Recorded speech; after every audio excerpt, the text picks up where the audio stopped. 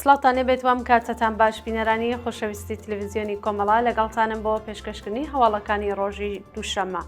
سەرەتا سەردەری چەند هەواڵ. کۆبوونەوەی کرێکارانی شارەداری لە سنە و ورمێ، ناڕزایەتی جوتیارانی کوردستان دژ بە نەدانی پارەی گەنم، گیان لە دەستانی کرێکارێک لە شاری شنۆ، دەست بەسەرکرانی عەبدوڵڵا شەریفزادە و گواستنەوەی بۆ زیندانی سەقز، گیان لە دەستانی کاسبکارێکی خەڵکی دەڕەشار لە ئەهواز، کوژران و برینداربوونی 13 شارۆمەند بەهۆی تۆپبارانی ڕۆژاوای کوردستان، زەوتکردنی زەویوزاری خەڵکی بەلوچ بە بیانووی پاراستنی زەوی ملی، سەپاندنی سەرجەم 90 ساڵ زیندان بەسەر 10 ژنە چالاکوانی بەهایی لای ئیسفەهان و لە سێدارەدانی 5 بەندکراو لە چەند زیندانی عێراق.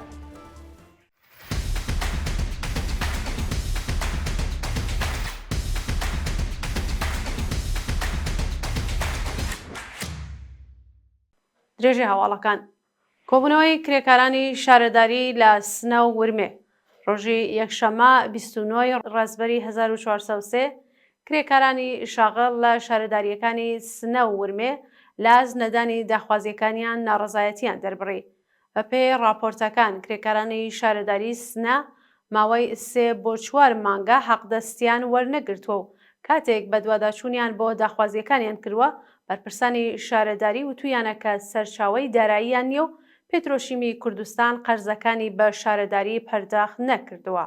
لەلایەکی دیکەوە 4000 کرێکاری شارەداری ورمێ خوازیاری پێدانی حەقدەست لە کاتی خۆی و مافی دامەزراندنی شۆرای سربەخۆی کرێکاری بوون. ناڕزایەتی جوتیارانی کوردستان دژ بە نەدانی پارەی گەنم.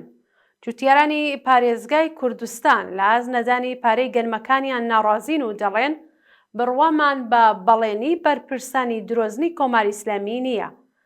ماوەیەک لەمەوبەر جێگری ئوستانداری کوردستان بەڵێنیدا بوو کە پارەی گەنمی جوتیارانی ئەو پارێزگایە تا پێش کۆتایی مانگی ڕەزبەر بە تەواوی پەرداخ بکرێت، بەڵام مانگی ڕەزبەر کۆتایی هاتووە و هیچ بڕەپارێک نەخراوەتە سەر حسێبی بانکی جوتیاران.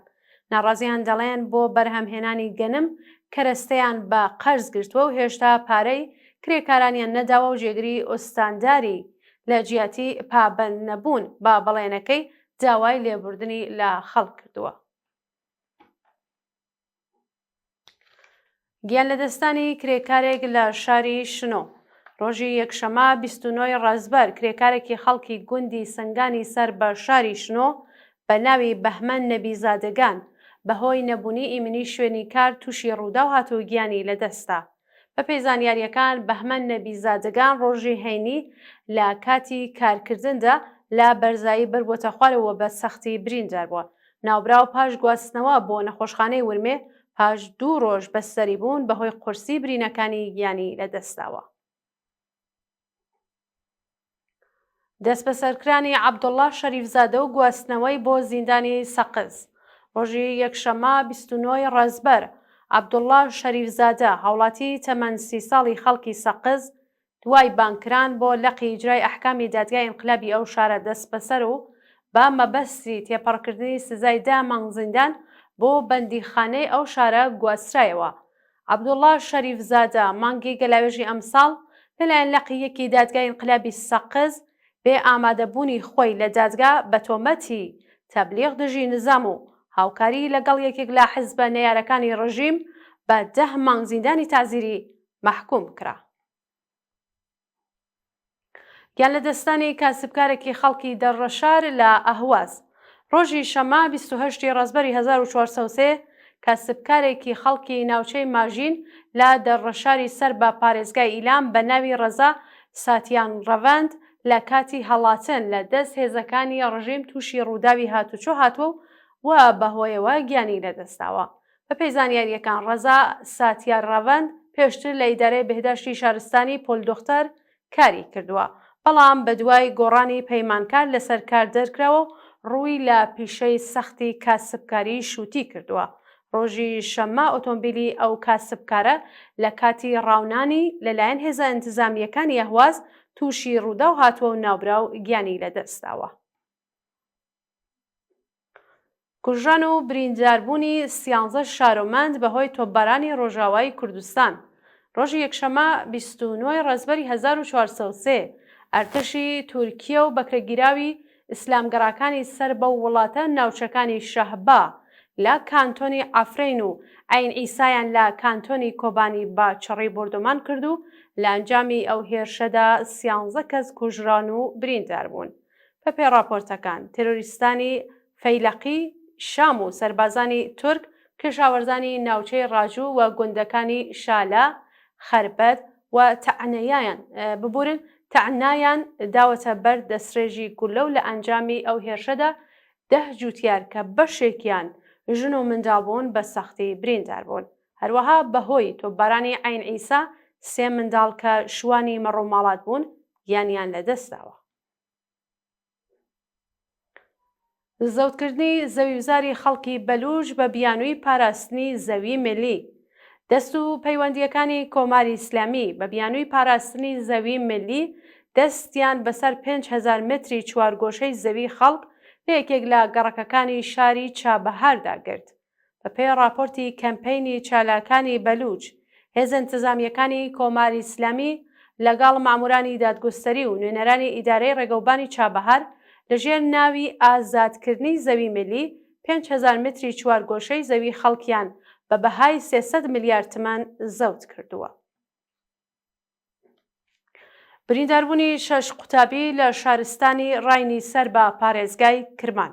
ڕۆژی یەکشەممە 29 ڕەزبەر بەهۆی پێکدادانی سرویسی گواستنەوەی قوتابیان و ئۆتۆمبیلێکی دیکە لە دەواازەی شاری ڕاینی سەر بە پارێزگای کرمان 9 کەس بریندار بوون کە 6 کەسیان قوتابی بوون.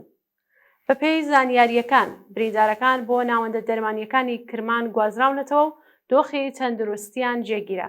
پێشتر وەزارەتی پەروەردە ڕایگەیاند بوو کە ئەرکی دابینکردنی سرویسی گواستنەوەی قوتابیان خراوەتە ئەستۆی شارەداری، بەڵام شارەداری نرخی بەکرێگرتنی سرویسی هاتوچۆی چەند هێندە بردەسەرەوە و ئەو بابەتە ناڕەزایەتی بنەماڵەکانی لێکەوتوەتەوە. سەپاندنی سەرجەم 90 ساڵ زیندان بەسەر 10 ژنە چالاکوانی بەهایی لە ئیسفەهان. لە ڕۆژانی ڕابردوودا لەقی یەکی دادگای ئینقلابی ئیسفەهان سزای سەرجەم 90 ساڵی بەسەر 10 ژنە چالاکوانی بەهایی دانیشتووی ئەو پارێزگایەدا سەپاندووە. بە پێی راپۆرتی کانونی مافی مرۆڤی ئێران 10 شارۆمەندی بەهایی کە ناسناوی 8 کەسیان بریتیە لە نگین خادمی تەمەن 34 ساڵ، شانە شەوقیفەر تەمەن 27 ساڵ، یەگانە ئاگاهی تەمەن 31 ساڵ، پەرستو حەکیم تەمەن 47 ساڵ، مژگان شەهرزایی تەمەن 32 ساڵ، یەگانە ڕوحباخش تەمەن 19 ساڵ، ئارەزوو سوبحانیان تەمەن 8 ساڵ و نێدا بەدەخش تەمەن 6 ساڵ لەلایەن لەقی یەکی دادگای ئینقلابی ئەهواز بە تۆمەتی بێڕێزی بە پیرۆزیەکانی ئیسلام، تەبلیغ دژی نظام و پێکێنانی گروپ بە مەبەستی تێکدانی ئەمنیەتی وڵات سەرجەم بە 90 ساڵ زیندان، جەریمەی ماڵی، قەدەغەی چوونە دەرەوە لە وڵات و قەدەغەی چالاکی لە تۆڕە کۆمەڵایەتیەکان محکوم کراون. لە سێدارەدانی 5 بەندکراو لە چەند زیندانی ئێران. ڕۆژی یەکشەمە 29 ڕەزبەری 1403 سزای لە سێدارەدانی 5 بەندکراو کە یەکێکیان ژن بووە لە زیندانەکانی بیرجان، تەورێز و زەنجان جێبەجێکرا. بە پێی راپۆرتەکان بەندکراوێکی بەلوچ بە ناوی بەهمەن شێخ حوسێنی تەمەن 32 ساڵ بە تۆمەتی پەیوەندیدار بە مادەی هۆشبەر لە زیندانی بیرجان ئێعدام کراوە. هەروەها لە زیندانی تەورێز 2 بەندکراو بە ناوەکانی محەممەد و نەستەرەن لە دۆسیەکی هاوبەشدا بە تۆمەتی کوشتنی بە ئەنقەز لە سێدارەدراون. لەلایەکی دیکەوە 2 بەندکراو بە ناوەکانی یوسف ئاریان تەمەن 27 ساڵ و جەعفەر سامعی بە تۆمەتەکانی کوشتنی بە ئەنقەست و دەستدرێژی سێکسی لە سێدارەدراون.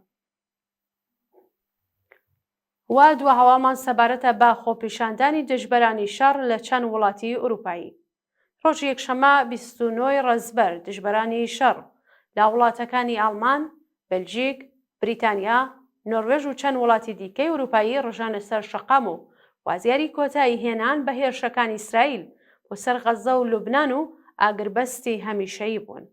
بە پێی ئەو وێنانەی لە تۆڕە کۆمەڵایەتیەکان بڵاو کراوەتەوە، پۆلیسی ئەڵمان و بریتانیا دەیان خۆپیشاندەریان دەست بەسەر کردووە و لە چەند وڵاتی دیکەی ئەوروپایش تێکەڵچوون لە نێوان ناڕازیان و هێزە ئینتیزامیەکاندا ڕوویداوە. ڕۆژی ڕابردوو هێرشەکانی ئیسرائیل بۆ سەر غەزە و لوبنان با چڕی بردومان بوو لە ئاکامی ئەو هێرشانەدا بەدەیان کەس لە باکووری غەزە و باشووری لوبنان گیانیان لەدەستا و سەدان کەسیش بریندار بوون.